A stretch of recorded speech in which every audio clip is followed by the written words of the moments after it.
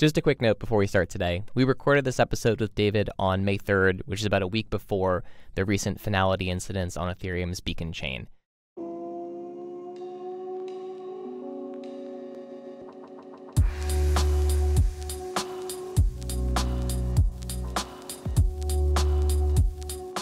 David Hoffman, welcome to Validated. Cheers. Thanks for bringing me here. Different side of the microphone this time. Yeah, I actually like being on the other side of the microphone. I don't get the opportunity too often. Yeah. I think this is going to be a lot of fun. I've been excited to have you on for a little while. Totally has been on your show before. So I think it's kind of fun to have you on this one this time. So I want to sort of start out talking about both your journey into Bankless, which I know you guys have covered a few times before, but specifically here on the role that like grassroots media organizations have played in crypto. I think when you guys started, there were very few, let's call them professional reporters or professional analysts covering the space. Since then, that space has gotten more crowded, but there's still been this like very important role that Bankless has sort of filled in the space. So I kind of want to just start out talking about like, what was that process like, both deciding, hey, we're going to start a show here, and then sort of how that's changed as more folks have entered the space? Yeah, sure. So Bankless was actually my second podcast in the crypto industry. Yeah. My first podcast was called POV Crypto, which was hosted by me. It was indeed a sex joke. I was less professional in my early years in the crypto world. But it also was point of view crypto, right?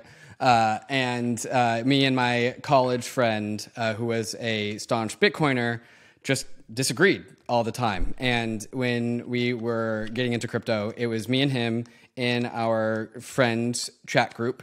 And there was maybe 10 or 12 people. We were all on the crypto journey, but it was really me and him that were kind of leading the charge. And he just felt really compelled by Bitcoin, and I just felt really compelled by Ethereum. And we would like fight and debate inside of this chat room that we had. And eventually we turned that into a podcast. And that was that started off like, I think our first episode got like 10 views or something.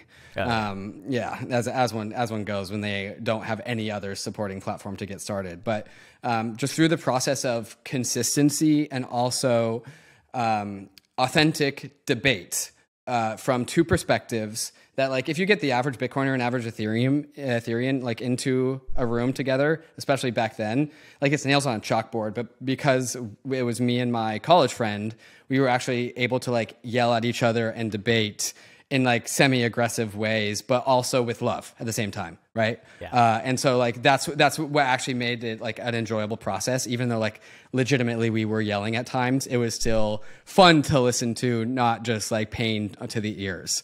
And so we did like 150 episodes of that, and it was like a bear market. It was like it was like the biggest bear market podcast between 2018 and 2020, because like not only was it a quote unquote like coming of age story for both me and my co-host, because like our first episodes were under a year into the industry. And so he was trying to teach me his perspective about Bitcoin. I was trying to teach him my perspectives about Ethereum. And he would bring on a Bitcoiner guest, and then I would later would bring on an Ethereum guest. And so it was a melting pot of conversations. And that's really where I learned like what I'm good at in this industry. Which is not like what I thought it was going to be, which was like coding. I thought I was going to have to learn how to code. But then turned out it was content production. And that was kind of like my first foot in the door that ultimately came to lead into Bankless. Yeah, it's funny you talk about it that way, because one of the things that I think Bankless has historically done a nice job of is that sort of like, let's disagree about stuff, but in a way that doesn't feel either overly academic, which a lot of like the Twitter threads can feel, or the conference conversations can feel, and doesn't feel overly antagonistic, which is also a thing that happens on Twitter a lot. But that's a really fine point to navigate. And I think if you look at like the post-bull market world of crypto influencers and crypto media, outside of folks like CoinDesk and The Block, because those are sort of a separate beast here, but like the BitBoys of the world, right? The YouTubers of the world, the majority of them are pretty disgraced at this point. Yeah. Either from peddling, let's just call them what they are, peddling shitcoins, or these sort of like overly rosy analysis of what a specific asset might do. You guys are kind of one of the few left standing that has, for the most part, navigated that well. At the same time, you do take sponsorship money. You do host ad reads. How do you kind of navigate that sort of ethical relationship, not necessarily with like the world at large, but with the actual viewers of the show? Yeah, when we started Bankless, it was under a paradigm where like the typical crypto content producer, influencer type, they made money and they made upside by like dumping on their followers, dumping on their listeners. Right. That was like the status quo business model. So when like the Bankless media platform came out and the podcast and we had sponsorship, it's like we get flack for our sponsors today, but I'm like, guys, remember what that means. Remember like the sustainable business model that this implies. Right. And so the philosophy on like the Bankless business model, I didn't really fully like answer your original question, which was like the role of grassroots media organizations. Bankless, we strictly call ourselves like not journalists, like that J word. Yeah. We definitely throw flags like not a journalist. I call ourselves optimistic storytellers of frontier technologies. A thesis-driven media company, if you will, where we have versions of the future that we would like to see arrive, and then we tell the show, like give our theses for why we think that future is the most likely future and also a good future. And so with the Bankless is a dual business model media company. Subscribers, paid subscribers who pay for perks and extra content and just access. And then also subscription revenue. And the idea is like these are polar opposing forces, right? The idea is that like we want the ability and we retain the ability to fire a sponsor at any moment in time if we feel like they are misaligned or trying to attempt to have undue influence, right? And so like freedom from sponsor capture. And then also so we, in order to make sure that we have that freedom from sponsor capture, we need to make sure that we are providing sufficient value to paid subscribers. So we need to make sure that we are not too dominant on one side of the business, because if we start to be like 90% sponsor revenue and only 10% subscriptions from listeners, that means the axis of power has tilted too far in sponsorship's favor, and we need to increase the value of our product to our paid members and also it means we're misaligned, as in like people aren't paying for the product on an individual level. Only sponsors are paying for the product. And so having this as close to 50-50 as possible is the way we kind of find ourselves walking like the line between the yin and the yang, which is always where you want to be. Yeah. So this is a little inside baseball, but as you know, the CPMs in crypto, basically for those who aren't familiar with the space, the advertising amount you can charge per listener in crypto is very high relative to most other podcast mediums. Yeah. I think it's the number one industry for podcast advertising. Like if you go in like the Athletic Greens or the like NordVPN, they are not paying anywhere near podcast advertiser CPMs. No.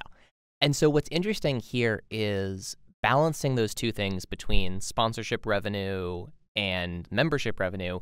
The membership model, most media organizations have found it actually doesn't work for them, because the amount of money they can generate from memberships is so much lower comparatively to sponsorships. Like, people don't realize this, but like YouTube Premium actually is a money loser for YouTube, because even when you're paying $12 or $15 a month, that's nowhere near the amount they would make from ad revenue on you. The same thing works for like, oh, why doesn't my favorite website have a model where I can just pay them $5 a month as opposed to showing ads on the website? It's like, well, they actually make more money from showing you the ads than they would from your membership fee. So how do you guys kind of balance that? Do you just deprioritize revenue to maintain a ratio, or how does that kind of work out? Yeah, so the idea is that the revenue that comes from the sponsorships, we can fuel our team growth to increase the value of the product from the paid subscriber base. So not too long ago, launched our website for the first time ever after being a company for like 3 years. Crazy, right? But a very spiffy, high production website, right? We're all super proud of it. And then since launching that website, we've been able to roll out, I think like 3 products now ever since. Like, so now we actually have like a hub, right? And so we have literally the token hub. So that's like token ratings by the analyst team on the newsletter. So bullish or bearish or underweight. And then there's also like me, Ryan, and 2 analysts on the Bankless team do the Bankless bags. It's like our personal investment club. We all put money in, and then we elect to buy or sell certain tokens. And so like if you want to see the Bankless bags, you got to be a premium subscriber. And then, so like it's putting our money where our mouth is. And that is a premium feature. That's a feature for the Bankless citizens. And then there's the debriefs. So after every Monday podcast, there's a 30 to 45 minute extra podcast where Ryan and I, as soon as we're done with the main podcast, we say goodbye to the guests and then we just hit record. No ads, totally uncut, unprepared, unfiltered thoughts. I swear a lot more on that version.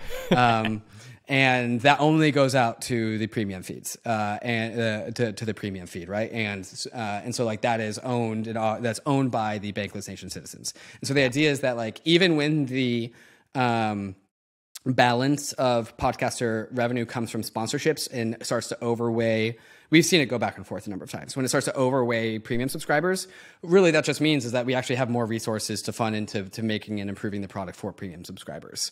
And so it naturally kind of keeps itself in some sort of equilibrium there. Yeah, so you kind of brought up a really nice segue into your editorial process, which I know you guys say you're not journalists, but I want to talk a little bit about how you manage the idea of what needs to be disclosed, what doesn't need to be disclosed. As you mentioned, you literally now have a product for premium subscribers that's like, here's what we're investing in. In the traditional journalism world, you're not allowed to do that, right? Or if you do it, you have to have it sort of in a passively managed fund, or you have to have like big disclosures about like how much of a specific asset you guys own. In the influencer world, it's never disclosed at all, right? People short tokens that they're telling people to buy all the time. So how does that sort of process work for you guys internally? When do you think you need to say like to the public, hey, I've acquired a bag of, let's pick a nice safe coin, USDC. A bag of USDC. Nice good old bag of USDC. Hope it doesn't go up, hope it doesn't go down. So what do you think about that like disclosure process? Do you have something formal? Is it just sort of as you guys feel a need to? Yeah, so I think Bankless has the best disclosures in the crypto industry. So you can go to bankless.com/disclosures, and you will see the Bankless bags fund portfolio. You'll see it. Yeah. You will not see percentages. Interesting. Although if you were a good enough snoop, Yeah, you could find the addresses on chain and you could figure it out. But then also in addition to that, it has every single one of mine and Ryan's angel investments. It has all of our personal token holdings. So we have like the best disclosures in the industry, I would say. Yeah. And then there's another additional component, which like when Ryan and I, after doing like 500 plus episodes, and each of them are almost 99% of them are over an hour long, like people get to know us pretty well. Like you start to get to know the people behind the microphone and the camera. And that I think is unique in this industry because crypto is a constant conversation. And so I'd like to think, I hope that longtime Bankless listeners can see the authenticity that me and Ryan try and lead with. Hopefully I'm not being naive in that, but like we are here to make the world a better place. That's why we started Bankless. Also, we started Bankless to make crypto a better place because we can't make the world a better place understanding the current state that crypto's in with all of our volatility and scams and rug pulls, right? Like we need to fix that, right? And so like we want to lead by example. And then like we've built up a lot of social capital. Just like people trust us because of our track record. Like we don't buy and dump tokens. We don't do the pump and dumps. We stick to our guns. We stick to what we're good at. And like, yes, I could have a private wallet that everyone doesn't know about, and I could be like counter trading the Bankless Nation, if you will. But then if you actually look at the content, you would actually see not very many impetuses of just like David really just talked about that token at one point in time, and then he talks about it again and again and again. Like that's actually like never really happened. And so you can kind of just infer, I think, from our behaviors that it's just like not a game that we play in. And now I guess I'm just kind of stating that like without like true deep evidence. But But that's kind of why I go back to like, yo, there's 500 plus episodes, thousands of hours of me and Ryan on YouTube. And I think you can kind of come to a pretty decent character judgment from all of that. Yeah, you also can't prove a negative, right? You always could have a dark wallet somewhere. Right. So, yeah, I hear you on that. So as both the listener basis of Bankless has grown, and as you two have gotten sort of more involved in these other parts of Bankless, your influence has increased in this space. And there are, one of, I think, the hardest parts is realizing that you now have more influence than you had to. And maybe that means you have a different level of responsibility, both to your listeners, but the industry at large than maybe you did before. Jokes you could make, in your first podcast now, if you make them, someone might write about it. It might become something that's read in a Senate hearing, right? The scope of what Bankless reaches now is much bigger than it used to be. How have you thought about navigating that responsibility and sort of the dangers that come with a larger audience? Yeah, so on this conversation, there are like easier things to prune off from behavior that I don't feel like is impacting me as a person. And so like the easiest one, like one point in time, like I got a couple comments from Bankless listeners that I need to stop swearing on the podcast. And at some point, like the podcast grew large enough to the point I was like, okay, I should stop doing that. And that didn't feel like I was being censored. It didn't feel like that was an undue oppression upon my individual expression. And then also at some point in time, I realized that like, like people in Congress and senators like listen to Bankless. And so like at some point I have to be a representative for the industry. Also, I don't want too much of that in my life because like Bankless is supposed to be like a lifestyle business. The only one of the reasons why Bankless works is because it's fun for me and Ryan. Like it is a fun activity.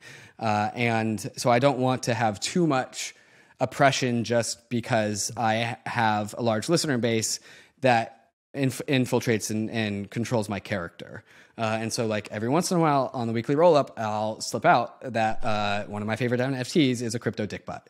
Like love crypto dick butts. And I'm unapologetic about it. And not necessarily able to control my own personal like impulses to talk about the things that I really find interesting and fun and mimetic to talk about. And it is a little bit of a growing up story of just like you can talk about crypto dick butts, but you can't talk about them all the time.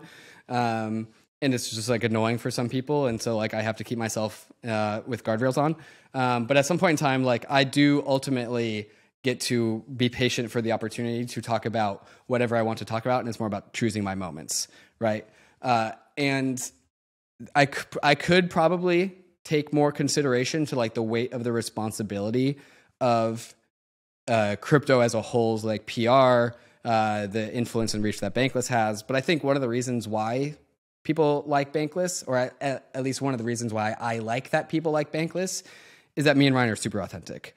And again, that goes back to like Bankless is a lifestyle business. This is our lifestyles. This is who we are. And at some point, if like Bankless stops scaling because people don't like who we are, so be it. Like I can do some sort of like management of myself and Ryan can do the same. But at some point, it just becomes untenable. Yeah, that's interesting. Do you think this would ever stop being fun? Or let me ask that a different way. What would have to change for this to stop being fun? Yeah. So like if we did another bull market and it looks like this last one where it was all good on the run up and then the innovation started to get replaced by scams, that's going to happen. The pattern is going to happen. But if that trajectory doesn't improve, it's going to be frustrating. Yeah. And like, right, we are techno optimists. We are crypto optimists. And so like, even with all the scams and the rug pulls, even if they do come, like there's always still the underlying structure of what makes a blockchain. And I believe that a blockchain is inherently an optimistic piece of technology. And even when you have put scams on top of it, like that doesn't change the nature of these things. Still, like if another 4 to 6 years pass and like we still kind of have a negative PR, like it was really cool for a moment in time from 2020 to 2021 to say I was in crypto. And I waited for 4 to 5 years for that to be the case. Yeah. And I only got 1 year of that. and I would like that to not be the case.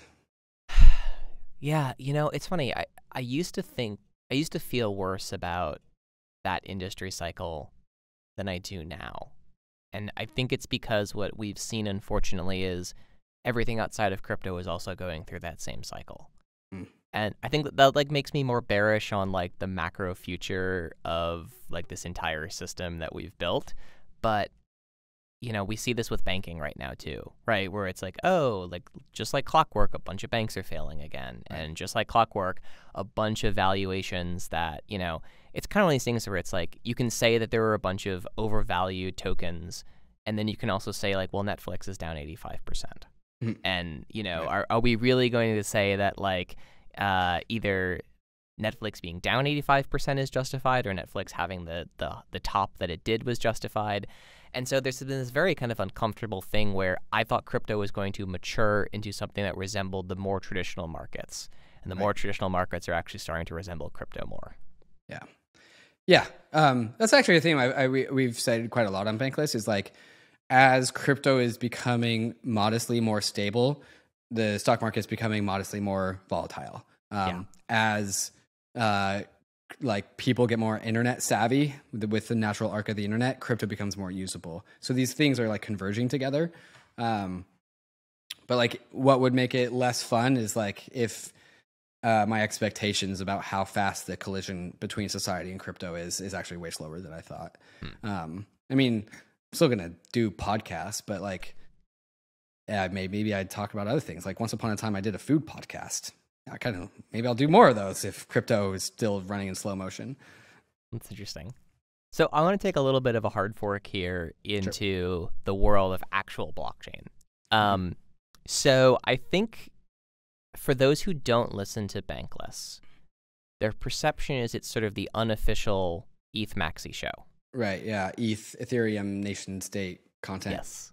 State-sponsored content, yeah. Yeah, exactly. Yeah, it's the North Korean media arm of the Ethereum Foundation, which I think there's there's some interesting history there about sort of the way you guys sort of grew up with Ethereum and sort of those competitions between the only Bitcoiners and then like no, there's actually a role for smart contracts and that sort of growth in of Ethereum. But crypto is inherently tribal. From the holder perspective. Yeah. How have you guys thought about navigating that as there are more and more competitive systems that are either doing things that Ethereum can't, and by that I mean things like Arweave, right, storage networks that are designed to do something very different that run smart contracts, and then alternative, both layer 1s and layer 2 systems out there nowadays? Yeah. I think like the average Solana community member, to blanket statement, to archetype, like missed the part of crypto's history where like the Bitcoiners and the Ethereans were really going at it. That was during like 2018 to 2020. And that part of crypto's as an industry's trajectory and Ethereum as a trajectory, missing that part also gives you an incomplete understanding about why Bankless is the way that it is. Markets as a concept, markets have memory in them. So like markets are based on market participants, and market participants have like innate reflexes. When something causes a market, when some activity, some event causes a market pain, then fast forward a few number of years later and that a similar event happens and that market will behave in that same way. It's like a learned system. And I think it's really important to view blockchain communities under kind of these similar like collective intelligences. Like the Ethereans, this is why the tribes are just collective intelligences. Ethereans were born in like this crucible of just being absolutely having the shit hazed out of us by Bitcoiners. And some of it was super dumb and some of it was super valuable. And that was one of the things like why my first podcast was so useful in that moment, was that it actually produced productive conversations between Bitcoiners and Ethereans to allow, like, there was this camp in the Ethereum world, and there still is traces of this, of like, ETH isn't money, ETH is gas. We just need Ether. A token is a means to an end, and we just want to forget about it as much as possible because we just want to do run unstoppable applications on Ethereum. And so like the ETH isn't money camp. These are like, I would archetype these as like the woke lefties of the crypto world, to use a blunt abstraction. And like a certain members of the Ethereum community came together in that time. I was like, this is fucking ridiculous. Like, blockchains need security. You get the security from the value of the coin. The Bitcoiners are totally right that the whole like point of a blockchain is to produce a money, and the money is related to the security, and it's a part of this composed system. And people who are like, ETH is just gas, ETH isn't money, are one of the biggest threats to the Ethereum system as a whole. And like, you can hear me getting animated, and that's what like 2018 to 2020 was was like. We had like conversations about Ethereum nodes. We had conversations about Austrian economics. We had like conversations about like theories of money, and that was like the crucible that a lot of Ethereum culture was born in, and that's where Ryan and I were born in. And so like we were like pounding this drum, not to convince outside community members about like what we thought was true about Ethereum, but to convince Ethereum itself. Like, Ethereum itself didn't have consensus about what it was back then. And so we had to have our own internal conversations about the theory of a blockchain. And Ethereum had its own internal tribes that needed to like come to consensus about itself. And that was like a big learning moment for a lot of us, because no one really knew the truth. But we were all slowly iterating in conversation. Ethereum is very pluralistic. We have a lot of internal tribes, and we still do to this day. Yeah. But like, I feel like over the era of 2018 to like 2020, 2021, the internal tribes settled a lot of internal disagreements and came to consensus about what makes a blockchain, why we're designing Ethereum the way that it is, and just like the overall like crypto economic philosophy that has turned into like the Ethereum North Star. And so I think like when the newer communities come and see Bankless as like state-sponsored Ethereum media, part of it is like we're stuck in that mindset to some degree. Like, we are, to some parts of us, like stuck there. Like, so it's like a part of our soul, and we haven't actually like been able to like leave that. Like, it's like fixation on that part of the crypto trajectory. Yeah. So one of the things though is that the Ethereum of today is incredibly different from the Ethereum you were arguing about in 2018 and 19. And, you know, like we've gone from a world where Ethereum's hallmark was it was a smart contract platform in one global state with atomic composability. Right. And world computer. We kind of have a cosmosification of Ethereum that's taking place. And this sort of the ETH is money thesis is a lot more tenuous in a world where Ethereum is a data availability settlement layer, and 99% of transactions don't happen on ETH. They happen elsewhere and get rolled back onto ETH or settled down to ETH through an L2 or roll up or something along those lines. So do you think the ETH is money thesis still is valid? Why would that make the ETH is money thesis invalid? Because the utility of Ethereum has changed from an execution layer to a settlement layer. Mm-hmm. I think that is actually what makes ETH is money as valid. The settlement layer of the Ethereum layer 1, settlement implies like, okay, what are you settling? Money and value. And so like the slowness and decentralized nature of the Ethereum L1 is, in blockchain crypto economics terms, synonymous with moneyness in the world of crypto money. And so like the execution layers, like the OP, the layer 2 tokens, OP, Arbitrum, like all those are not money. Those are capital assets that help settle money to the settlement layer. But it's the slow decentralized nature of the Ethereum layer 1 that is similar to money. Like the only two like things that I think can claim crypto money in this industry are Bitcoin and Ethereum, and also the slowest and most expensive blockchains. Bitcoin's not that expensive, but in theory it would be. The slow expensive blockchains are Bitcoin and Ethereum, and those properties I think are synonymous with moneyness. When you're kind of looking at this space, so from that thesis, right, there's a value in being a layer for which other things settle to.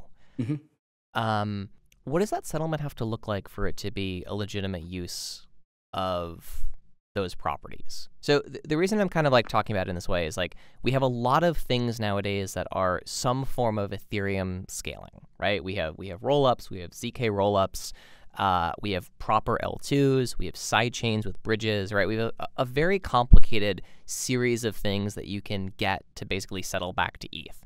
Mm-hmm. The one commonality between all of them is they are highly centralized. Whereas Ethereum is a quite decentralized network, everything that is going to become the usability layer for Ethereum is built in ways that are super centralized. And that's, that's not kind of one of those things where it's like not necessarily a knock on them, but like no one has permissionless sequencers yet. No one has built decentralized layer 2s yet. Many of the layer 2s or even sidechain systems, they're capped at like 100 validators because that's the, for Polygon, you can't fit more than 100 signatures in a block. So therefore, that is what Polygon has in terms of a validator capacity. That's not changing. So how do you think about kind of the relationship where like up until this point, folks who've been using Ethereum have been settling and executing transactions on a decentralized layer.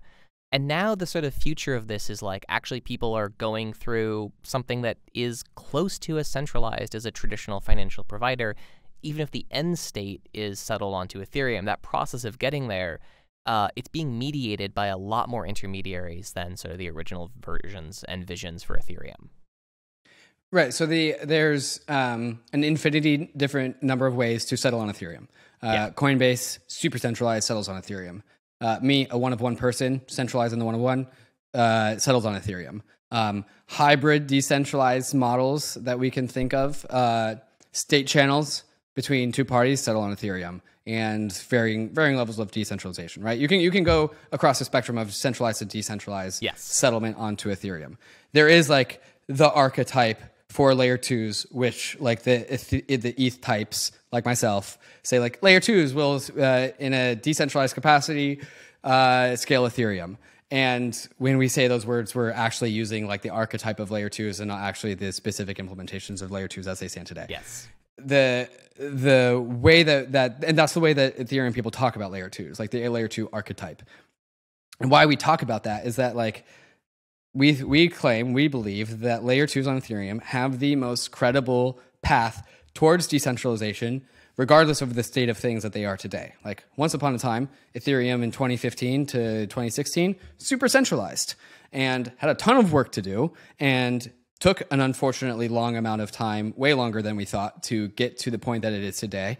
And to also just slowly over time decentralized as in some sort of correlated fashion to the way that the technology developed. We think as Ethereum people that the same exact roadmap is going to happen in microcosms for layer 2s. They are going to be built slowly with the intention of and capability to fully decentralize into the grand scheme of things in the way that all the Ethereum people are talking today. Like when I was writing my, even before Bankless, I was writing articles about Ether as an asset, and I would talk about proof of stake. And I wrote some of like my core pieces that like turned me from a no one to a someone in this space. I would talk about like Ether, the triple point asset, and one of those properties was proof of stake. I wrote that article in 2019, like a full like 3 years before Ethereum actually turned proof of stake. And I got just like hazed by the Bitcoiners because they were like, he's just talking about a version of Ether that doesn't exist. They're just, there goes Bankless again, like spinning narratives. And then fast forward to where we are today, all of the historical articles that I wrote about Ether just become true because eventually I made a bet that it would eventually become this, and then it became that. And when all the Ethereum people just talk about like layer 2s and a version of themselves that isn't here yet, but we all think they will be, we're more or less making the same bet. Yeah, I guess the challenge I'd push to that is the layer 2 systems have a very different economic structure behind them than a layer 1 does.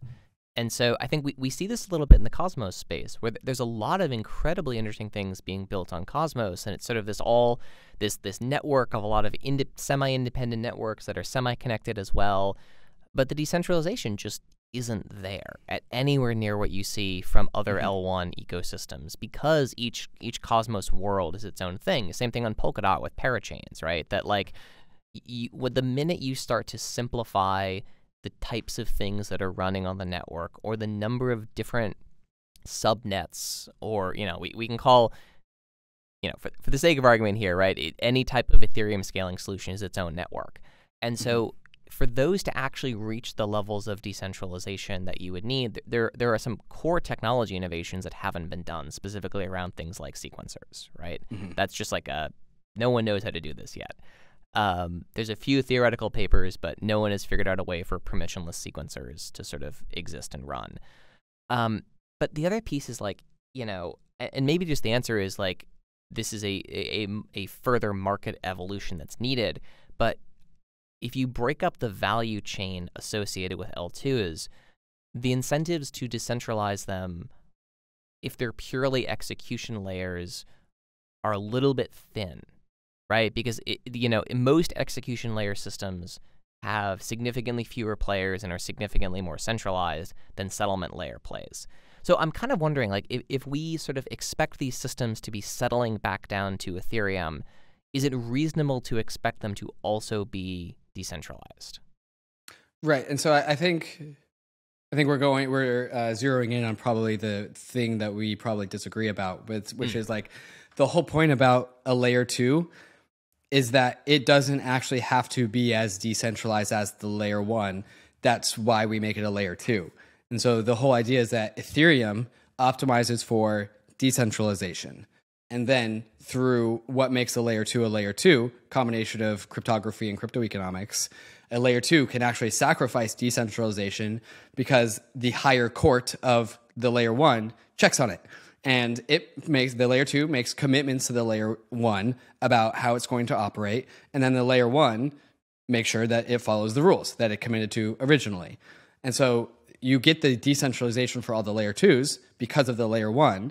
And so the layer 2s can reduce their level of decentralization and then take those points that it has now, like skill tree points, take them away from decentralization, add them to execution. And so that's always been the Ethereum like layer 2 philosophy. Yeah, it's interesting because I think another way to sort of put this would be that a lot of the architecture of Solana and the values of the Solana ecosystem are much more focused on real-time censorship resistance and real-time decentralization than cockroach decentralization, right? Then what decentralization? Like cockroach decentralization. Like Bitcoiners are all about like what is a cockroach is the most likely animal to survive a nuclear war. Right. So like the long-term, like, how can we make sure that even in a state of, World War III, the Bitcoin ledger survives? And there's a very high likelihood that the Bitcoin ledger survives World War III.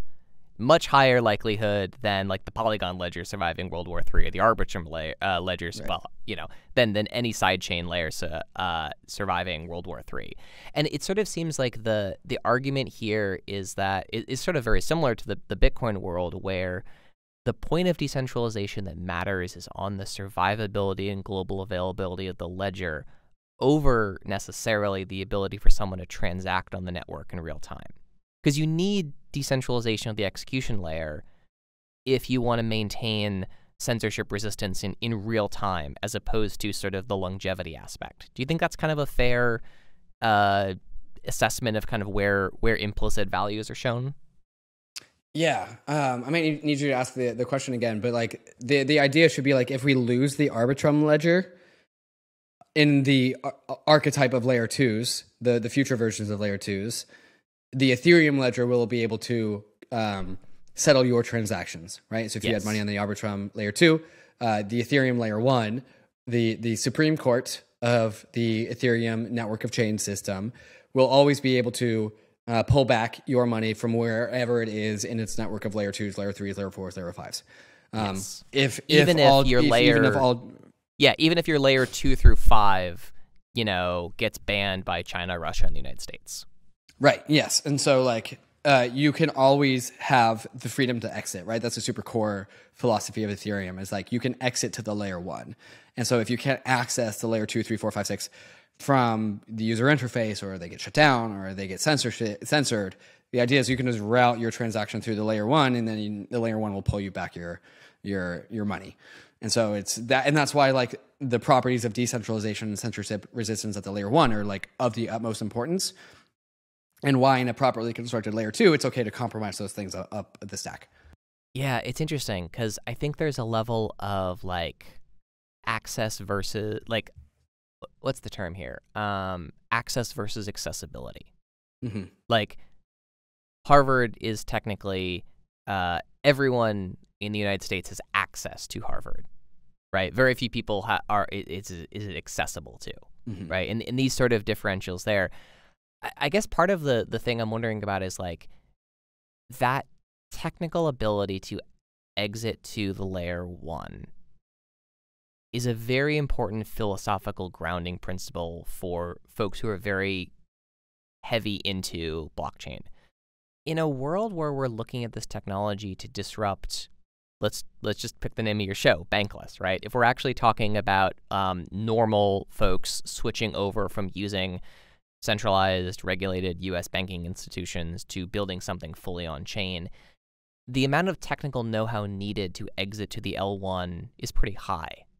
So how do you think about that relationship between what is technically possible and then what a user could be expected to know? Like the fact that the exit to L1 in the banking industry is the FDIC comes in and buys your bank and suddenly there's money in your account just like there was yesterday is a pretty elegant failure state from the perspective of a user. Yeah. I mean, it's just a technical problem, right? And all technical problems can get solved, right? The big team working on this is layer 2 beat, right, in Bartek. And so the solution landscape for pulling back your money from the layer X down to the layer 1, that's a startup question, like call for startup. And okay, maybe we naively waltz into the future of a bajillion chains on Ethereum and like no one builds that. But if it is technically possible and then we need it, someone will build it, right? So that I would just put that into the market of the responsibility of the startup world to fix. The matter is that like you make sure that it's possible to build it on the chain, and then maybe we don't need front end UIs to actually get that done because we actually never actually see the censorship of layer 2s, layer 3s, layer 4s. And maybe that's the world that we live in. But the idea is that when the time comes, the fact that it's possible will create the demand to exit. If the demand to exit ever comes about and people don't know how to do it, someone will build that. Because it's pretty easy to just like, hey, I've built yourself an exit button. Also, it charges you 0.1% or 1% of your exit, right? Like that's just an incentive. Yeah, I guess it's like, my core thesis here is that layer 2s are easier to kill. And they're easier to kill because they're more centralized. And like, so for example, if USDC on Ethereum were hacked, I think there's I'm curious your response here. There's a very, very low chance that the Ethereum community would vote to rewind the chain and fix the bug. The L1 probably that feels close to zero, yes. Although that would be an interesting experiment. Right. But I think that the chances there is it would probably be fixed in a different way where there'd be like a snapshot and then the USDC would burn them and reissue them. There'd be something that wasn't, rewinding the chain to fix the problem. Mm-hmm. I think in an L2 or in an application specific, chain that settles back to Ethereum, they would rewind the chain. And today's current state of things? Yeah, probably. Yeah. And that for me, that becomes a place where the model of fractal scaling can become one where governments are able to assert more control and more influence through the risk of regulatory actions. No one's going to convince the global Ethereum community to fork out a bunch of transactions that settled a few months ago. That might be different when you're talking about, a more decentralized or a more single-use scaling solution. Yeah, I love this question, actually. I love this conversation. So the idyllic layer 2, optimistic Arbitrum, because like these two chains are supposed to be Ethereum equivalent, Ethereum like EVM equivalent. They are supposed to be Ethereum, but more block space. And so that actually means like at a very deep level, in the idyllic case of these layer 2s, you actually don't really see a big line drawn between when Ethereum stops and when optimism starts. And so like right now we're having the conversation of like, oh yeah, what if USDC on Optimism was hacked? Would we roll back the chain? And today we would say yes. And once upon a time in Ethereum in 2016, we also said yes. Fast forward to today, we would say no. And like the whole process about the idea of layer 2s, like I said earlier, like once upon a time, I wrote about Ether as a proof of stake currency back in its proof of work format. And then today, all of my articles are correct, even though I wrote them when they were wrong. And that's the same thing about layer 2s. Like once upon a time in the future, there might be some exploit on optimism. And in the future, it will be more sufficiently decentralized than it is today, the same trajectory that Ethereum took. And at some point in time, the conversation, maybe I'm back on this podcast and you're talking about, okay, I don't think layer 3s can stand up to nation state layer resistance. And I'm like, yeah, you're probably right. And then I'll come back a couple years later. I'm like, I don't think layer 4s can stand up to nation state censorship resistance. Like, yeah, you're probably right. And the idea is like the margins of crypto are always super fragile. The newer the newest things are always fragile and they take time to harden. This is just the nature of open source code. And as these things become more robust and as we finish building them, they will slowly harden and calcify as crypto economic systems do. Yeah. I think that's a super reasonable point to look at the future of kind of how these things scale out, right? Because like at the end of the day, everything starts small enough to kill, and the goal is to get to a place where it escapes that censorship choke point as fast as possible. And there's no L2 solutions today that are remotely close to that, but Ethereum has very clearly surpassed the point where it could fall to that sort of a system. Right, and Ethereum also presents the model for layer 2s. So because Ethereum did it, we've done it once before. So now all the layer 2s also have been shown a path as to how to do it. Like Optimism recently got their second client for the OP stack. Arbitrum, I'm pretty sure, is working on something similar. ZK Sync is working on parallel validation. I can't remember the word, but the idea is like with like this new like evolution in cryptography that all these cryptography nerds are super hyped about, called Nova. The idea of ZK rollup parallel processing becomes a lot more feasible, et cetera, et cetera, et cetera. All right. Yeah. So like we have all in the same way that once upon a time we finished the R&D phase for Ethereum and then it just became an engineering challenge. We have finished the R&D phase for layer 2s and now it's just an engineering challenge. You know, it's funny. I wouldn't say we are done with the R&D phase for layer 2s. Yeah, not as a whole, because like layer 2s are so multivariate, right? Yeah. Yeah. But But it's also interesting because, you know, the scale factor that a lot of these L2s present now, do you think they're sufficient? Like the perception. So like back in 2020, like I was, Victor as well. I was at Bison Trails working with him on a bunch of this stuff, and a bunch of the work I was doing was on ETH2 infrastructure for, Kraken and Coinbase and all these companies that needed to get ready to do the staking. And the estimates that folks were giving in terms of the scalability you would get from Ethereum layer 2s were several orders of magnitude above what we're seeing today in production environments. Like there are only a few that are pushing 3 digits of throughput nowadays, and it's low 3 digits at that. Like, do you think the scale has matched what you were expecting to see at this stage of the L2 process? No promise by the Ethereum community has ever come on time. Ever. Yeah. Like, I remember in 2019, 2018, things like, man, 2018, ETH2 is 6 months away. Proof of stake comes next year. That's great. We've never, the Ethereum world has never made a promise that it's actually made on time. It has never made a promise that it hasn't also kept. Yeah, so there's been a lot of versions of this, though, right? Like the sort of active roadmap developing is a very interesting piece of culture, and this sort of, I think you guys play a really big role in this, is sort of the story that the Ethereum community tells itself about what the Ethereum world is doing. And I'm always fascinated by this because there's a level at which from the outside it can feel either like a very open and honest software development community that sort of says, well, we thought execution layer sharding was going to be a thing, but actually, no, it's not. Actually, they're data only layers. Actually, they're only, right? And at the same time, the other version of that is this is a community that's consistently willing to change the narrative and sort of support whatever that sort of meme of like, I support the latest thing is Right. like Yeah, the yeah, Ethereum community on whatever the foundation sort of sets as the new scaling direction. How do you think about both the role Bankless plays in that and like what that sort of very active evolution of scaling looks like? Yeah. I think it's important to start this conversation off with at least what I believe, which is these crypto economic systems are alive systems. These things are like organisms.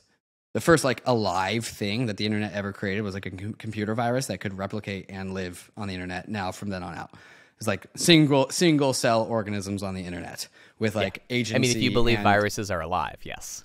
Yeah, if which you is a whole debate in biology. Separate conversation. Eventually, we'll figure out how to compare and contrast Ethereum and consciousness, but we'll save that one for a different day. Then the multicellular organisms of the internet are like crypto systems. They got organs, they got components, they got inputs and outputs, blah, blah, blah, blah, blah.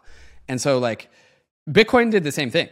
Like Bitcoin peer-to-peer electronic cash, written in the white paper, is now like the current narrative of Bitcoin, the current thing of Bitcoin is completely different from that. Like, is it digital gold, online store of value? Like different Bitcoiners will give you different answers. At one point in time, there was a division between these two people. One people wanted to be digital cash. Other people wanted to be digital gold. We call this the block war debates, the civil war. Yeah. Ethereum had the ETH is money, ETH isn't money debate. It had the roll-up centric roadmap versus, the execution charting on the layer one debates. And so like, if it's not your tribe, it's moving the goalposts. Yes. If it is your tribe, it is narrative development and understanding. Which do you think it is? I think it's narrative development and understanding. And so like the idea is like these crypto economic systems have a desire to maximally express themselves. They are alive, they have autonomy, they have agency, and they want to be something. They want to be some version of itself. And so Ethereum as the core developers are like the stewards of this thing that's blind but tells the core devs what it wants. And so then the core devs discover things. They discover mechanisms. We were feeling around in the dark around how to scale Ethereum, and we came up with Plasma. And we felt that was like kind of right, but not totally right. Yeah, like Plasma implementers calls. Oh my God.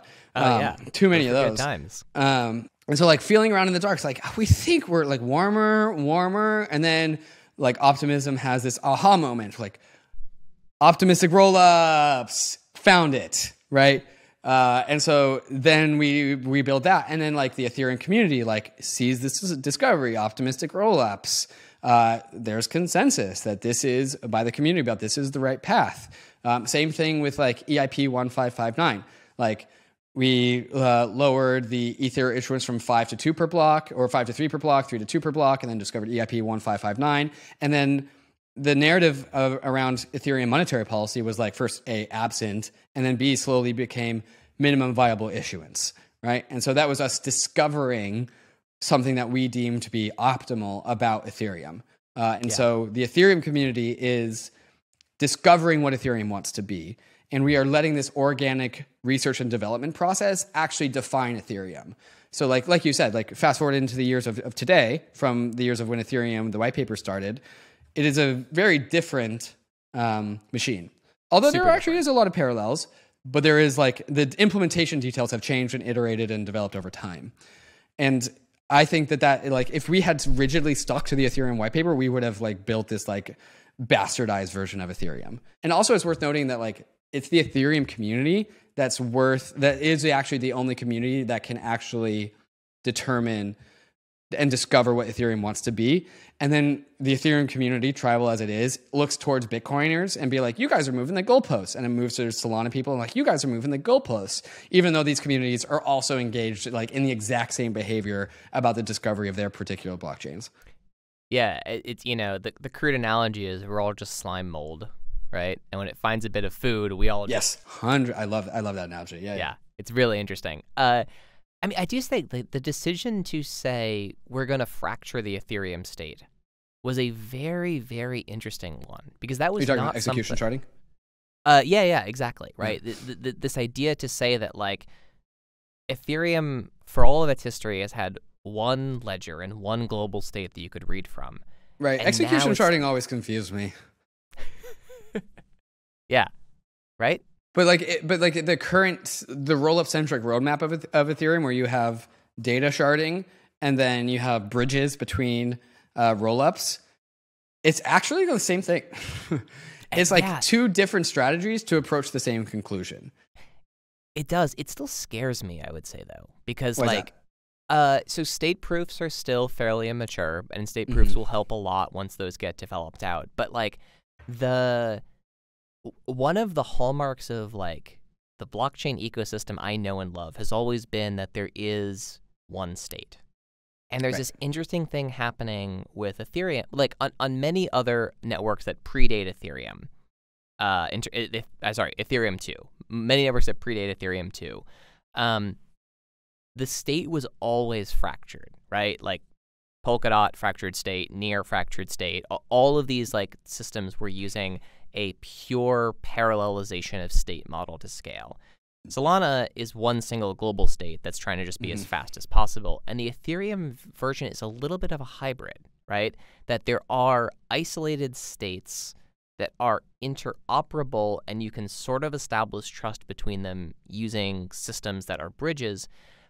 It's definitely a better world than the pure sharding ecosystems. But I think it's still very interesting that sort of a lot of the tooling to make that work doesn't exist yet, right? Transacting between Arbitrum and Optimism is not a solved problem at this point. And so I think it's the part to me that's really interesting is that the community and the developer community, right, who makes these calls, was very willing to sort of try something very different that isn't proven out yet and doesn't have like a, oh, here's the compatibility layer, like the checkbox is checked, we're good. Yeah. I mean, the bridges are just as incomplete as the rollups, with the same overall trajectory, right? They kind of need the rollups to mature, and then the bridges can mature. But like the idea is like open source software gets better over time, gets more secure over time. We learn more over time, and eventually like these cross linkings become more robust and start to go from like one-off implementations to like actually enshrined infrastructure. Yeah, it just sort of. So there was a very cool piece of tech that was developed, built on Wormhole, that was sort of this XDApp framework, and it existed for 2 weeks and then went away. And you'll see why in a second. But it allowed someone to call an anchor contract on Terra from Avalanche using a beachhead contract. And so there didn't need to be a full copy of Anchor deployed on Avalanche. You just could simply do a messaging call back to it, and that would sort of interact with that contract and produce your results on Avalanche. And I always thought that was a very interesting model that I wish had sort of been deployed elsewhere, where like solving this problem of how do you communicate between multiple rollups, multiple layers, like deploying Uniswap on every rollup is definitely not the solution, right? For one, you're fracturing your liquidity in a really, really rough way. But second, the attack surface you end up creating at that point is much, much larger. So I'm really curious to think about what that looks like in the future. Why is multiple implementations of Uniswap increasing attack surface? Unless you're truly bit compatible with the EVM engine, which most of these are not, you technically have to re-audit, and you're introducing runtime vulnerabilities each time you deploy on something that's not bit compatible. Sorry, what was the original question? Just sort of like when you're looking at these structures and systems, like I think there's a thesis you can come to here where this type of scaling is actually the hardest version to do, where like you've taken something that was the core of what made Ethereum special, and you're saying, we're actually going to break it into parts, and eventually it'll come back together when the tooling's there. But for now, interact in your own ecosystems. Like, what do you think is the growth model for what are right now, like Arbitrum has to build its own ecosystem, Optimism has to build its own ecosystem, Polygon POS has to build its own ecosystem, but eventually they're going to all kind of come together. For the folks you've talked to who are thinking about what growth and what adoption looks like over the next few years before that connective fiber is sort of rebuilt, what are folks thinking about from that perspective? It's kind of a tricky problem to navigate. Yeah, I think the way that this model of like layer 2 scaling and growth like happens in the near term is that each one of these ecosystems wants to build interoperability inside of itself before it starts to span across layer twos. So like you have the Optimism superchain, and then you have the ZK Sync hyperchains. Yeah. And basically, they're all just like fractal scaling. Ethereum spawns the Optimism mainnet layer 2, and then with the OP stack, you get multiple layer 3s, and then square root that for layer 4, square root that for layer 5s, and you get this like tree-like structure. Arbitrum, with the launch of the Arbitrum DAO, built out their layer 3 model, so anyone can build a layer 3 of Arbitrum on Arbitrum.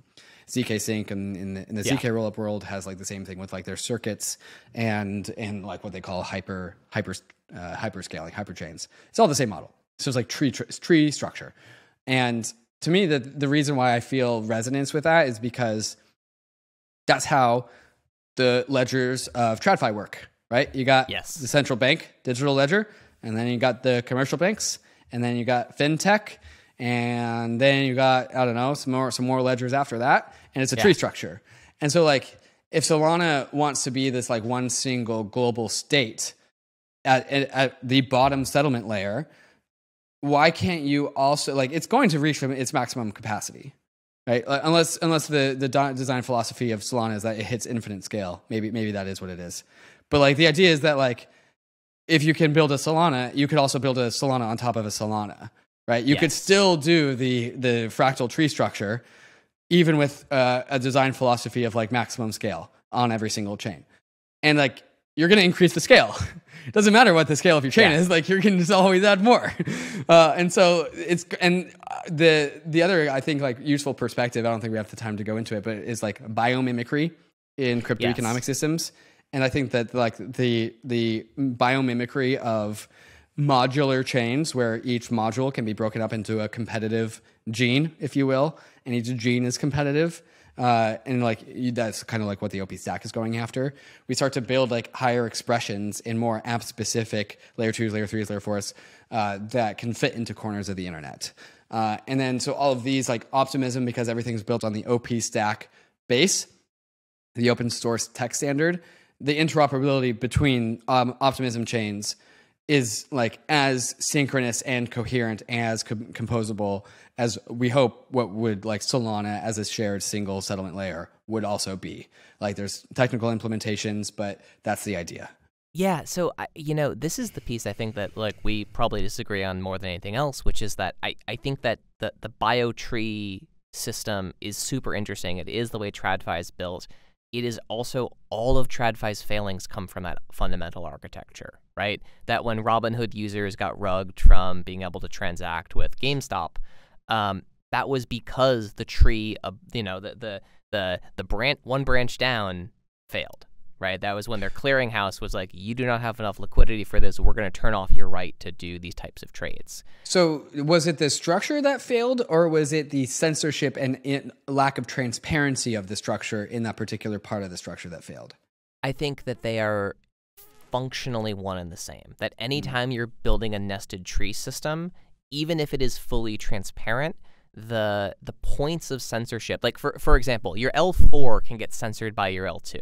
Right, that's just a fact of a stack. Right, every time you're building something on a foundation, that foundation needs to be solid, and that I think there's a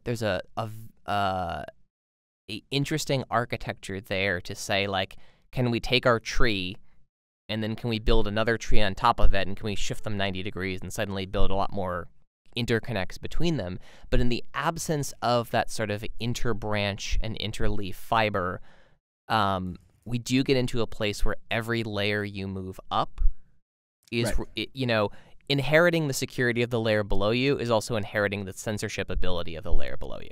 100%. Yeah. Yeah. And like this goes back to the idea of just like, so once upon a time in the future, we are going to solve Ethereum's layer 2 centralization and censorship issues, and that will become a solved problem. Of course. Plant that flag. Yes. Once we solve that problem, I think it's a fair statement for the record. It's like, it's not another new engineering problem to take that solved problem and apply it to a layer 3 or to a layer 4. Right. What the new engineering problem is dropping the cost of spinning up a new chain lower so that you can have an order of magnitude more chains at the layer 3, and then, say like, hopefully the bull case for this whole system is that it costs you $100 to spin up a new chain. Yeah. And so the idea is like, once we crack that nut of the layer 2, you don't actually have, there's no new engineering problem to apply that at the layer 3, at the layer 4, at the layer 5.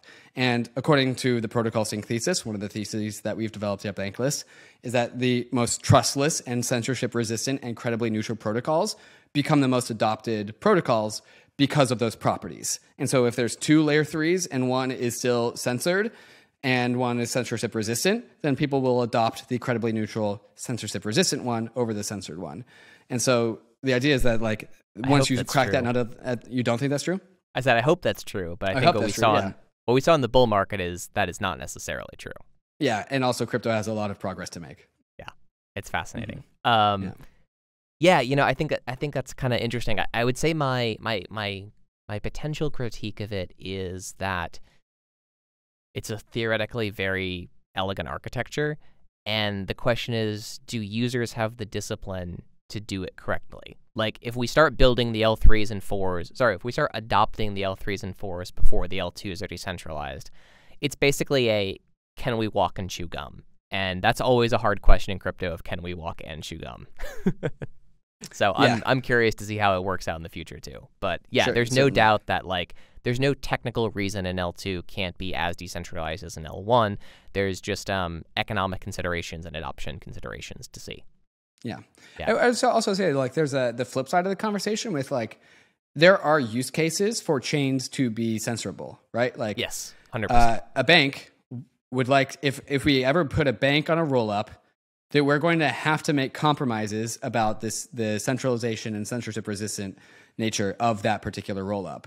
And the idea is like some like service, some like auditing service like layer 2B will tell you exactly what the compromises of that layer 2 are, or layer 3 or layer 4 or whatever. And so the idea that we can like again, the OP stack is a module for open source chains. You can put in different modules and replace them. And if we need compromise modules in order to increase the use cases of certain use cases of chains, we can do that. And but that will always be on the margins. And that's like I said, like the margins will be the most fragile part of this. And this is how like trees grow. Like the furthest branches out are the tiniest and the easiest to break. And the trees that are furthest away, or the leaves that are furthest away, are going to be the first ones to fall off when the times get stressful, right? This is a natural response to stress. And so like as centralized layer 2, layer 3, layer 4s get built, they will stay further out on the margins. They will naturally stay further out on the margins. And this is a way for Ethereum as a system to be flexible to optimize for both completely cypherpunk censorship resistant use cases while also allowing for banks to ultimately come be included into the same system. Yeah, I think we could talk about this for 4 more hours, Sure. But we should probably move on to the next topic because I think this is super fascinating though, and I would love to kind of dig into this more with you at some point because I think there's a lot to talk about here. 100%, brother. Yeah. So I want to talk a little bit about your journey into experimenting with stuff on Solana. I think over the years, you guys, and I'm using you and your co-host synonymously here, but the Bankless persona has had a few run-ins with the Solana ecosystem. Oh, yeah. Totally been on the show once or twice. You guys have had some opinions about the network in general. But you recently bought, I think, your first Solana NFT, one of the Mad Lads mints. Yeah. What convinced you to take the jump? Oh, I thought they looked cool. Yeah. I like the 20s noir. I also like that the project itself made an ambitious attempt to actually look like real humans. That's a hard thing to go after. I just thought they looked cool, so I bought one. That's super fair. What was your experience transacting on the network? What were you surprised by? What did you expect? Did anything fall short of what you were hoping for? I was in Coinbase, sold some ETH for Solana, and then opened up Phantom Wallet on my browser and sent the Solana there. And then opened up the marketplace that was it. I think it was Magic Eden, even though there was, I think, a different dedicated marketplace towards this particular project that I didn't fully go down that rabbit hole. Opened up Magic Eden, shopped around for a little bit, like kind of compare some properties, tried to get the lay of the land for what the ones looked like that I liked, and then bought the one that looked like me, and that was that. Cool. pretty open and shut. I will say that like I've had absolutely terrible experience with MetaMask and Ledger since for like 2 years. Actually, I don't know what's going on with it. Yeah, I don't know what the hell's going on, man. And so like I did not run into that, and so that was lovely. Everyone in my Ethereum circles like, dude, just use Frame. I'm like, I'll just like wait for the problem to go away and I'll sleep on it, and like usually that works. So there's a bunch of like, I would say, you know, you've engaged with some of the technical conversations around how Solana's architecture is different from Ethereum. One of the questions that we kind of got in that sort of tweet beforehand was like, there's a lot of folks in the Ethereum community that comment on Solana architecture that haven't put in the time to understand it yet. And so a lot of their critiques, there are legitimate critiques of any blockchain architecture out there. Right. But a lot of the ones we get about Solana they seem like they're from folks who haven't really read up on it, don't really understand what the trade-offs are of the network architecture. Do you feel like you have a good grasp of that network architecture of Solana? The specific implementation details of Solana? No. Okay. So as you're going through that process, like, you know, you guys have developed a lot of sort of opinions about all sorts of different types of networks. What is that sort of based on? How do you navigate that difference between like, you know, we've talked extensively here about sort of the technological philosophies that Ethereum is built on, and sort of your faith from a philosophy of building perspective that network is something you believe in into the future. When you're looking at something like Solana, I think sometimes from tweets or some of the comments you've made, you don't necessarily view the network in the same way. Is that accurate? Or has that been sort of taken out of proportion by the internet? Sorry, in the same way as what? As Ethereum. That like this is a fundamental architecture that you have faith in is sort of the state that you know your statement on Ethereum. What about Solana? Either do you believe that about Solana, or are there questions you have? What are sort of some of the trepidation that comes up both on the show and in some of your tweeting? Right, and to more directly go technical after gibberish. Technical gibberish. The person that like brought up this question was like. What was that tweet? It was something along the lines of, is it David like able to comprehend the actual technical details of Solana? And then they like finish up like when the correct answer is no, putting the words in my mouth, although that is what I said. Can you ask him why he continually comments on it, right? And like and the other people in the Solana ecosystem is like, David's just a fucking podcaster. Like, why is he talking technical stuff about? To be fair, like. I think that it's completely fine to comment on something that you may not have the utmost technical understanding of. I think really like the subtlety in the question, it wasn't exactly asked this way, is like you have commented on the technical architecture of Solana before. What about that either do you pause what's on? The motivation of that? Yeah. Just to pick up on like the podcaster note, right? Like it's really easy to go after podcasters and be like, they don't know anything. They're just podcasters. I think like if you looked back at like my historical writing, it's pretty technical. As for someone who does not code, I still hang out with like ETH dev gigabrains, right? Like Tim Bako, Danny Ryan, Justin Drake, Preston Van Loon. Like I've been talking to these guys for years. And yes, I don't know how to code, but understanding crypto economic architecture, like crypto economics as a study, is real new. Like it was born real recent. And so like while I don't have like coding skill set and I'm not a developer, actually understanding these systems as a pattern is where my particular skill set comes in. If I wanted to get really narrow and precise, my particular skill set is understanding the relationship between human code and human culture and crypto economic code. That's the thing that fascinates me the most. And so like, why do I feel confidence making comments about the architecture of Solana when I actually can't articulate about the nature of it, right? Yes. Is a big meta question. Why do I feel confidence in that? It's because like one of my core beliefs about this crypto world is that if we like re-rolled the dice of the human experiment, if we were like in a simulation and we just hit refresh, and we arrived at the moment where humans discovered crypto economics and this crypto industry, my belief is that the Ethereum design philosophy, the roll-up centric roadmap, layer 2s, layer 3s, fractal scaling, all smart contracts, proof of stake, those properties that the Ethereum research team has, like I said, emergently discovered, the humans would re-emergently discover that 99.9% of the times that the simulation is refreshed. And so like that gives me confidence about Ethereum. Why do I make confident statements about Solana? It's because it's easy to lump Solana into other similar design architectures that I think are attempting to find what is like the true resonance with crypto economic design that I believe that Ethereum has discovered, and otherwise like lump Solana into a camp that we've seen others fall into the trap of, which is like the juice layer 1 trap. And so understanding a Solana as like what I would call a juice layer 1, it will start to exhibit the behaviors of all the other similar juice layer 1s because of the compromises that it's made. And so even without understanding the technical nuances of Solana, I can still categorize it as a juice layer 1, and it's made similar compromises that many other juice layer 1s have, even if it is the most advanced juice layer 1. And I'll stop there. No. So I think there's kind of two pieces I want to dig into here. One is that you we're talking about some of the innate characteristics of Ethereum, and implicitly there is that there's characteristics of that Solana doesn't share. I just want to like, what are those? Just kind of to start there.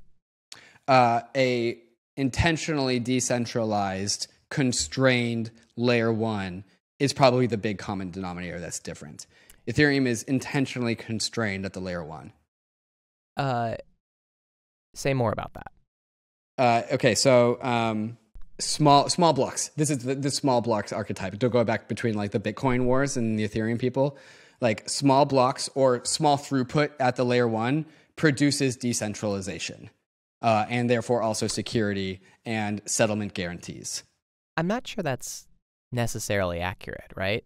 So the only reason I'm going to push you on this is like that can feel like a goalpost moving, I think, to say that like Ethereum is intentionally small blocks. And to a certain extent, yes, but the surge on Ethereum is literally about creating more data availability and more block space. So there's an intentional movement in Ethereum to add more block space. On the layer 1, yeah. It puts the blob space for EIP 4844, which is like the main character of the surge, is about creating a new class of block space that layer 2s can maximally leverage. So like the extra block space comes because layer 2s can leverage blob space better than anything else, better than the layer 1 can. And you would consider that not part of Ethereum? No, I would. Why? Well, because isn't that expanding block space then? Layer 2s. But the idea about layer 2s is that you have compression, right? So No, you make a bunch of transactions on the layer 2, and then they get compressed into a bundle and then pushed down to the layer 1. And so the block space stays the same, but the economic density of transactions is higher. But there's only, 0.1 megabytes per second of DA on Ethereum. And the plan is to expand that to have more actual space to settle on the L1, right? More compressible space. Right, correct. Right, but like the actual data rate per second of Ethereum is going to go up from 0.1 to I don't remember exactly what the number is, but there are a number of proposals to actually literally add more data availability to the L1 itself, right? Yeah, and if we go into like the details of like, okay, but then the blocks are going to get bigger, it still doesn't change like this small block constrained base layer throughput philosophy of Ethereum. So I guess like there's two pieces here. One is like from when Ethereum was on proof of work, sure, certainly. In the move to proof of stake, we've actually seen, and this is from someone who worked on ETH2 infrastructure at Bison Trails, right? We have actually seen a massive consolidation in ETH2 infrastructure. It's still the most decentralized proof of stake network, but we've gone from hundreds of thousands of nodes around the world to less than 10,000 when you look at the number of actual, not validators, because ETH2's terminology is different than the rest of the industry, but networked boxes that are running block producing software on them. Full right? nodes? Yeah. Full nodes that are also consensus participating, as opposed to just like archival nodes. We've seen that number drop, and we've seen it consolidate onto cloud providers. We also have seen the system requirements to run a node start to creep up. Like if you want to track the full world of the Ethereum state now, you actually have to run multiple different networks at the same time to make sure you have a real-time version of what that state looks like. So I'm just challenging this a little bit because some of that sort of philosophy you're talking about I think applies very well to ETH1, But in this sort of new version of post proof of stake migration, a lot of those characteristics are actually starting to resemble something that's a lot closer to Solana or Cosmos, and that the requirements to run these machines are getting heavier and heavier, and also the bandwidth requirements are starting to increase. So I just wanted to like push back a little bit on that, because I think there's maybe a subtlety of what the present is versus what these new directions are. Yeah, I think that it's important to focus on just like, why do the ETH developers build a blockchain in the way that they do? And yes, there are technical changes, and Ethereum in the layer 1 is getting more complex. And now we have two different types of blob space. Yes. And this blob space behaves differently. And now the validator requirements or the node requirements, the computational resources are also changing, and also perhaps like progressing. Then there's also like the part of the Ethereum roadmap, like the Verge, which is like, okay, let's also prune a bunch of shit, and also make like light clients that you can run on your cell phone, right? And so like there's always a yin and yang to Ethereum node development, and sometimes we add computational costs and resources and computer requirements, and then sometimes we take them away. Yeah, but like it's still, when you zoom out, you will always have a constrained layer 1 philosophy, even if like in a temporary, if you zoom in and like look at it in a narrow band of the year 2023, we're like, oh, Ethereum's like increasing its node resource requirement after it's done a bunch of like mitigation work, right? And so like there's always just like, we could juice Ethereum, the layer 1 up to the tits, right? But we don't do that. And so like, yeah, the constraints of the Ethereum layer 1 can shift left and right. But the philosophy of a constrained layer 1 will always, that is an Ethereum philosophy. Sure. Even when we use different tricks, cryptographic tricks, distributed networks tricks, et cetera, to eke out optimizations. I will say like eking out optimizations is still not the same as changing a philosophy about whether you have a constrained layer 1 or not. What do you mean by juiced layer 1? Turning up the data throughput of a layer 1 up to its theoretical maximum, like before it topples over, somewhere around that band. Like understanding where it would topple over and then going like not that far. Interesting. Like like redlining a chain. And what do you see as the problem of that? Fragility. Interesting. Like DDoS attacks, spam attacks. And then there's also the conversation of just like, with increased validator requirements, and then you have like, you reduce the ability to who can run a node. You can also reduce the ability who can participate in consensus. And so like when you have a constrained validator set, and also just like the genesis of the SOL token, as in my opinion, compared to the genesis of the ETH token, is also just like different stories. And one, in my mind, has a much longer and rich history of distribution than the other, right? And so like you have this combination of like the Solana validator requirements and also the centralized SOL issuance, versus like the lighter validator requirements of Ethereum and the 5+ years of highly distributive proof of work. And so like when you compose all of these things together, it just like tells a story. And one is like, well, in my opinion, Solana is tilted towards like some winners and produces some losers. And Ethereum, every economic system is always going to be tilted. There's no way to produce a completely balanced economic system. The idea is like, how balanced can we get it? And in my mind, Ethereum is maximally balanced. And also in my mind, Solana is tilted in a way that I don't think you can put a large structure on top of a tilted foundation. And that is like my main critique of Solana. Yeah, it's interesting. I mean, so one of those is like Ethereum would not be able to launch today like it did back then. 100%. Yeah, no lawyer would let Ethereum, 100%. If it launched today, launch like it did originally. And so that is definitely a huge advantage there. Have you read Theo Leibowitz's Immaculate ICO paper? Yeah. Yeah, super good. Yeah. No, it's super awesome. But I think like, yeah, it's funny because like looking at some of the other stuff you were sort of talking about here. So in your mind, the hardware requirements are more important than the asset requirements. Because like, again, to participate in consensus on Ethereum, you need 32 ETH, which is not a little amount of money. Right. Now, granted, you can consider that an investment as opposed to a capital cost, but it still is, the amount of money you need to run a consensus participating ETH validator, 95% of the world can't afford that. Right. Yeah. And which is not to say the hardware requirements of something like Solana are something 95% of the world can afford, but like the $3,000 to buy the hardware to run a Solana validator is much less than the $100 you need to buy the hardware to run an ETH validator. But also the 32 ETH is a pretty serious capital outlay to actually participate in consensus. But you sort of view that as a better trade-off than having higher hardware requirements. Yeah, because that's not really the end of the story. To say that the end of the story is that you need 32 ETH to participate in Ethereum validation, that's only at the actual, that's ignoring a lot of like further innovations, right? And so you actually, there's ways for the actually Ethereum protocol to reduce 32 down to 16, down to 8. And there are discussions on the ETH research forums how to do that. So that's one vector of decentralization. Then the other vector of solution for this is you have something like DVT technology, distributed validator technology. We call this squad staking. And so if you need 32 ETH, you can grab 4 friends who all have 8 ETH and you can create a virtual node. And then the limit is 8 ETH. Or actually whatever the limit is, whatever you need to produce 32 to get to that number. Sure, but that's not really running your own validator, right? I mean, this is sort of the argument, which is like, all of those same types of things also could apply to a network like Solana, where it's like, oh, you can get 4 friends together, and then suddenly your $3,000 hardware cost goes down to $800, right? Which is still... If you split a Solana validator into 4 and have those 4 validators spread around the world, how are you able to keep up with the chain?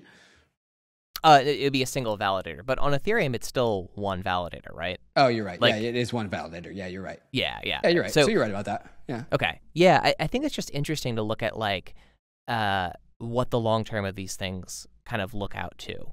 Because one of the things that, I was a real big believer that like everyone is going to run their own Ethereum node. But you look at like NodeWatch or you look at some of the other like node trackers and like one of the weird things about Solana is because the hardware requirements are higher, it runs very poorly in the cloud.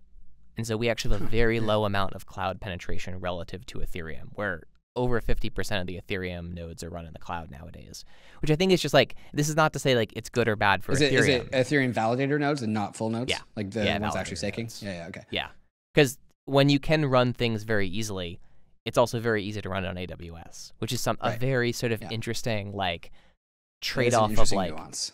Yeah, like there's decentralization philosophy, which is like the Ethereum version of like, let's make it really low and easy for people to run nodes, which is super credible. And then there's sort of the Solana argument, which is like, if it's too easy for people to run nodes, they're going to run them in the cloud. And so it's very interesting to see like these two communities coming at the problem space from two very different directions. Yeah, that is an interesting nuance. I do remember in my early formative years of crypto, Bitcoiners would always yell at Ethereum people because we would run our nodes in the cloud.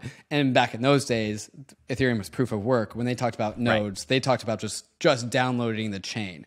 Ethereum as a chain was too untenable to manage at the solo level that people would just run the nodes in the cloud.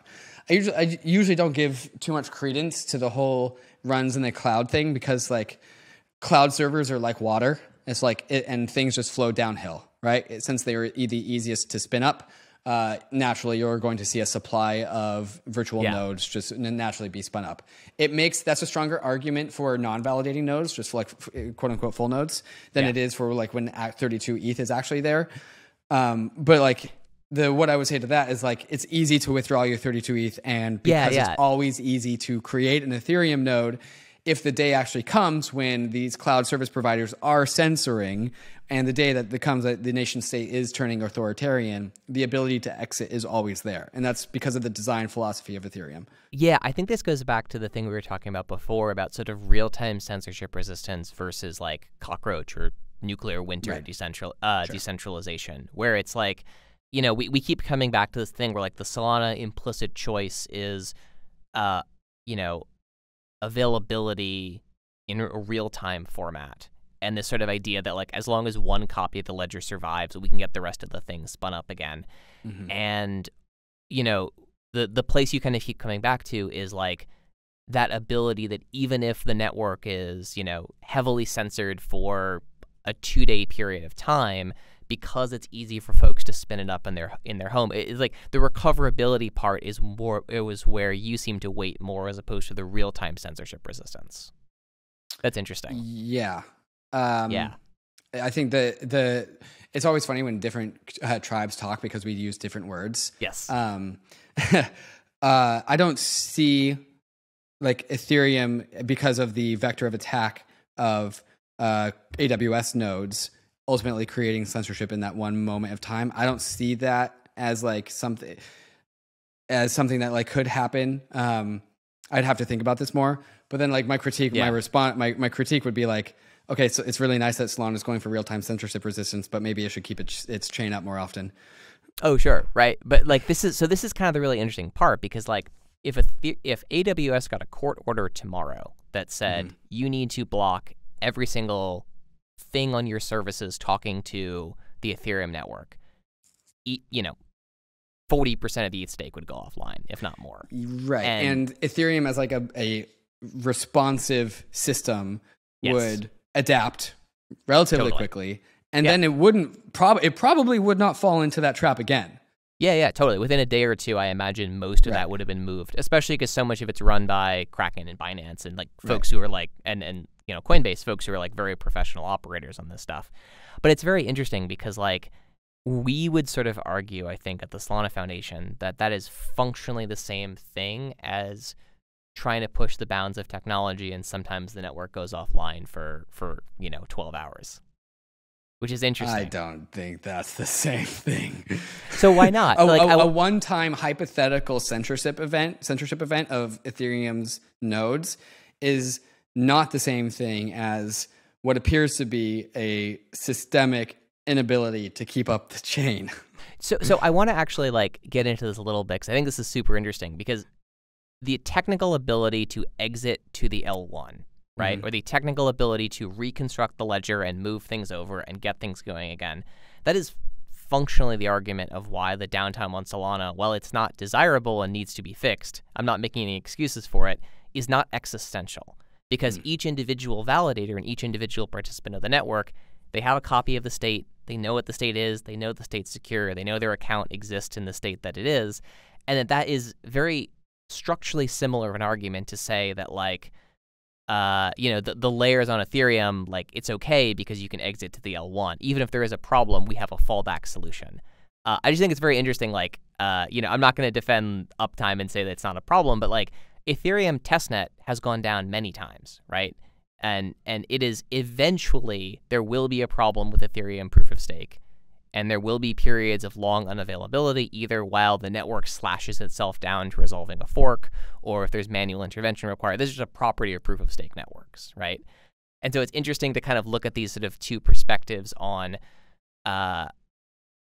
what's valued at that point.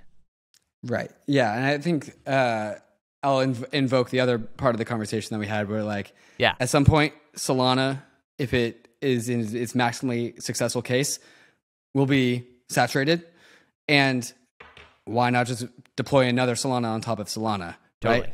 But then the choices of the layer one, the choices to be a quote unquote juiced layer one, real-time censorship resistance, whatever that design philosophy is, are then imparted upon the layer two Solana, right? And so Ethereum, the layer one, just immediately concedes to the fact that it will not have it will not be a juice layer one. It will be a slow decentralized chain. And what that does is that allows one very important thing, to be not censored further up the stack, which is the layer two gets the decentralization, the layer three gets the decentralization. And so like it's just a matter of emphasis and values about how to construct a chain. Sure. Yeah, I think it's super interesting too to look at like these different philosophies and have this conversation here. Mm-hmm. Totally. Yeah. I always enjoy these things. Yeah. So my last question before I go today, because I know we're way over, is what do you think other ecosystems are doing well that the Ethereum community could learn from? And what can other ecosystems learn from the Ethereum community? My answer to like what other ecosystems doing well that Ethereum could learn from is going to be not as good as the other answer, just because like I'm just not as familiar with other ecosystems. One of my biggest regrets in this last bull market is like being the get off my lawn, grandpa, don't build your chain in the way that's not right approach. You will pay the gas fees and you will like it stance. And so I apologize for that, those previous transgressions in the bull market. And I think so like maybe one thing is the newer chains, the faster chains, the Solana type chains are doing well is like onboarding the people that Ethereum wish that we had onboarded in the bull market. And so like that was, there's always like this gatekeeping in crypto tribes. And so like, you know, if you're going to be an Ethereum, you better walk and talk like an Ethereum, and that's fundamentally unsustainable. And so Solana as like the newer chain with a newer generation is more resonant culturally, probably with like the more expansive world. And so Ethereum, if we intend to maximally succeed in the ways that we intend, probably need to like do the whole compromising on how we approach newer communities and stop being so like militant about values, probably. I think that's fair, because like the slow chain thesis is like a very credible thesis. The other thing is like you're not going to onboard the world with $3 transaction fees. Right. Yeah. Yeah. Or I think more importantly, more saliently, you're not going to onboard the world talking about like the crypto values. Right. I have been called by, I can't remember, I think it was like one of the up only community members that like David is just like ready to wrap people's knuckles if they like commit transgressions against the sins of crypto economic philosophy. And so like that one hurt a little bit. Like I remember that comment. And so like that is something I'm trying to take to heart. Yeah. Yeah. Okay. So what I would say the other community should learn about Ethereum. Like I said towards the beginning, like, man, I really wish it's too much content to go back into the archive of like POV crypto and early Bankless. Like there were some like famous conversations in the 2018 to 2020 bear market. There was like Austin, like Hazu, you know Hazu, right? Yeah. What crypto tribe would you put him in? Oh boy. Using the modern definitions? Yeah, like Bitcoin, Ethereum, like what chain would you think that he has alignment towards? I guess it's more of a philosophy. What would you say? Okay, so when I was growing up in crypto, he was a Bitcoiner. Yeah, he was a Bitcoiner. Today, I would say he's an Ethereum. And like, this is why I say it's only a philosophy like thing. Yeah, it's a philosophy thing. Yeah, and there was just like this famous conversation between Ryan, my co-host, and Hazu when Hazu was a Bitcoiner. And Hazu talked about like Ethereum culture is downstream of Bitcoin culture. Ethereum people are waking up to the idea of block space as economically a dense transaction space, the idea of the native currency as money. And he was a Bitcoiner in this time. And like the entire Ethereum community was like, but Hazu, you're so smart. Why are you a Bitcoiner? And eventually, like, we won him over, right? And there were like these just big conversations that the entire industry would have about what is money? Why do you design a blockchain? Why do you do blocks, small blocks, right? And I wish that like the Solana community had the time to go back into the archive and find these really important formative conversations that we had. And so like they can experience that for themselves, because to me, it feels like Solana has like skipped into the year of like 2020 to 2021. The Solana community has been formed in those years, and they haven't like discovered like why the rest of the industry that came before it is the way that it is. And so like then they see like the toxic ETH maxis who are telling them that they need to pay our gas fees and enjoy it while they do. And then naturally they just like say, well, fuck you. Like I'm going to go onto my own chain that treats me like I'm a real person, that also has 1 cent transaction fees is clearly good UX. And I'm going to feel good about that because you guys are assholes. And like very natural reaction. Yeah. Understandable. And also, there's a reason why we are the way that we are and have become the way that we've become. And so my ask to the Solana community is like, it is worth going back into the archives and exploring these like very early conversations. Well, David, thank you so much for joining us on Validated. Austin, this has been a great experience. It's been a lot of fun. Cheers. Excellent.